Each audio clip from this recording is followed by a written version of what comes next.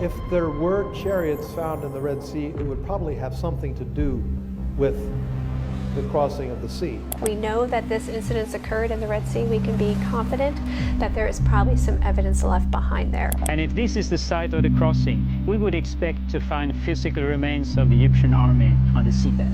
$10 million vanished into a covert mission nobody was supposed to know about. Ex-military divers, military-grade sonar, coordinates left by a man the entire scientific world had dismissed as a fraud. Late 2024, they descended into the Red Sea and found something that should have stopped the world. An entire Egyptian army lying on the seafloor, frozen in time. Hundreds of chariot wheels with the exact spoke patterns used by Pharaoh's elite forces. Horse skeletons still positioned as if they were harnessed when they died. Human bones tangled in the wreckage, and deep beneath the coral, the unmistakable glint of gold. This wasn't a shipwreck. This was a catastrophe, the kind of discovery that rewrites history books. But here's what nobody's talking about.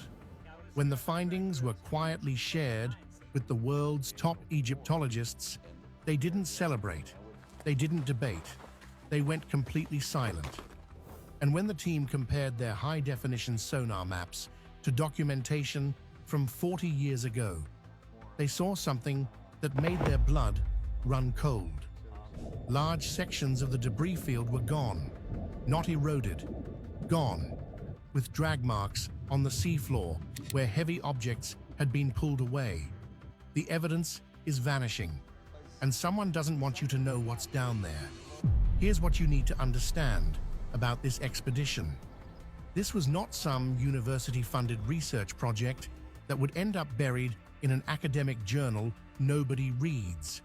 This was a covert operation, privately funded to the tune of over $10 million by backers whose names have never been released. The team assembled for this mission included elite deep-sea divers, many of them former military, underwater archaeologists who had grown frustrated with the politics of their field, engineers operating technology that most research teams can only dream of accessing. We're talking about advanced side-scan sonar, capable of mapping the seafloor in extraordinary detail. Military-grade remotely operated vehicles fitted with high-definition cameras that could capture footage in the crushing darkness hundreds of feet below the surface. Hypersensitive magnetometers designed to detect metal beneath layers of sand and coral. This was not amateur hour. This was a surgical strike on a mystery that has haunted certain researchers for over 40 years. They began their search in the Gulf of Aqaba, that narrow finger of the Red Sea that separates the Sinai Peninsula from Saudi Arabia. And all these finds are spread out on a large area on the coasts of Saudi Arabia and Egypt. For days, the sonar pulsed into the deep, scanning grid after grid of the seafloor. And then the operator saw something that made him call everyone to the screen. Strange symmetrical anomalies, shapes that were not natural rock formations. They were round, they were precise, and most disturbingly, they were arranged in a long linear trail stretching across the seafloor. The shapes looked exactly like wheels, hundreds of them. They deployed the ROV, sending that robotic eye down into water so dark and cold that human divers could only stay for minutes at a time. The submarine's lights cut through the gloom. At first, there was nothing but sand and stone. Then, emerging from the sediment like a ghost, they saw it. A perfectly round shape, completely encrusted in coral. It was unmistakably a wheel, an ancient spoked chariot wheel. As the ROV glided forward, another came into view, then another. The debris field stretched for nearly a mile and a half. This was not a single accident. This was a catastrophe. The divers had to go down themselves. What they saw when they reached the bottom has been described by members of the team as overwhelming, even terrifying. They were swimming through a war zone, frozen in time. I mean, about that long.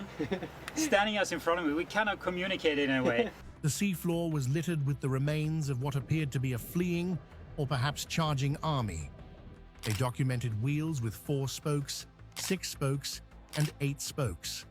This detail matters enormously because these specific designs match exactly the different types of chariots used by the Egyptian military during the New Kingdom period. The 4-spoke wheels were older models.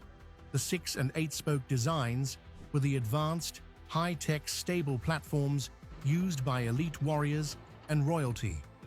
Finding all of them jumbled together in one place was like discovering a snapshot of the entire Egyptian chariot corps destroyed in a single moment. But it wasn't just wheels. They found twisted metal fragments that appeared to be axles. They found what looked like the rectangular remains of chariot cabs, now just piles of corroded bronze and petrified wood fused to the seafloor by centuries of relentless coral growth.